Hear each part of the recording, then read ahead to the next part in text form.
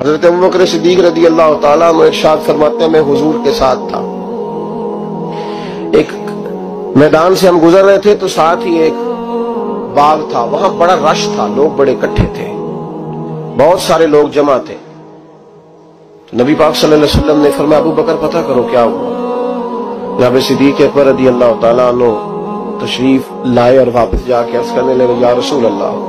صلی اللہ تعالی علیہ وسلم ایک اونٹ پاگل ہو گیا، لوگوں کو کاٹ رہا ہے، لوگ اس کو گرفتار کرنے کی کوشش کر رہے ہیں، کسی کے ہاتھ میں ڈنڈا ہے، کسی کے ہاتھ میں رسا ہے، کسی کے ہاتھ میں نیزہ ہے، قابو نہیں آ رہا۔ نبی پاک صلی اللہ علیہ وسلم نے فرمایا چلو میں چلتا ہوں۔ حضرت صدیق اکبر عرض کرنے لگے یا رسول اللہ صلی اللہ علیہ وسلم وہ پاگل ہو گیا، وہ کاٹتا پھر رہا ہے، آپ مہربانی کریں، وہ تکلیف دے گا۔ فرمایا ابو بکر مجھے جانے دو۔ جناب صدیق اکبر فرماتے ہیں نبی پاک صلی اللہ علیہ وسلم تشریف لائے اور حضور جیسے ہی کھڑے ہوئے نا اونٹ حضور کی طرف بھاگا، نبی پاک کی طرف لپکا، وہ میں بھی ڈرنے لگا، جتنے لوگ تھے پریشان ہونے لگے، دوڑا آیا اونٹ، ہم سب پریشان تھے لیکن محبوب کے چہرے پر بڑا ہی اطمینان تھا۔ فرماتے اونٹ دوڑا آیا اور سیدھا آ کے اس نے حضور کے قدموں پہ سجدہ کیا، اور جناب صدیق اکبر فرماتے ہیں اس نے حضور کے کان میں کچھ کہا تو نبی پاک کی آنکھوں میں آنسو آ گئے، اس کے دکھ پر۔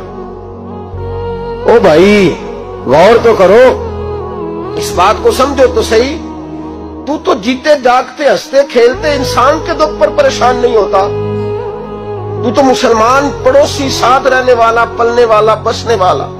اس کی جوانی لڑک پن بڑھاپا تو نے آنکھوں میں دیکھا، تجھے اس کے دکھ پر پریشانی نہیں ہوتی۔ اور ایک اونٹ کان میں بولا، اس کیفیت کو سمجھ تو صحیح رہا، اس رنگ کو محسوس تو کرو مہربانی اہل زمین پر، خدا مہرباں ہوگا عرش بری پر، کے کان میں کچھ کہا، حضور رو پڑے۔ پھر محبوب نے فرمایا رسی لاؤ، مالک رسی لایا تو حضور نے اس کے ناک میں نکیل ڈالی، اس نے خاموشی سے ڈلوا دی، حضور نے اس کے ہاتھ میں دیا اور فرمایا تو کہتا ہے پاگل ہو گیا، وہ شکایت کر رہا ہے کہ حضور گرمی میں تپ جاتا ہوں پر پانی کا گھونٹ نہیں دیتا۔ یا رسول اللہ صلی اللہ علیہ وسلم یہ میری طاقت سے زیادہ مجھ پر بوجھ رکھتا ہے، محبوبہ میں تیرے سوا کس کو دکھ بتاؤں، کام زیادہ دیتا ہے چارہ کم ڈالتا ہے۔ او بھائی میرے محبوب پاک سید عالم صلی اللہ علیہ وسلم نے ہمیں جو مزاج عطا فرمایا وہ تو اس طرح کا ہے کہ جانور کو بھی دکھ ہو تو محبوب پاک کو تکلیف ہوتی ہے،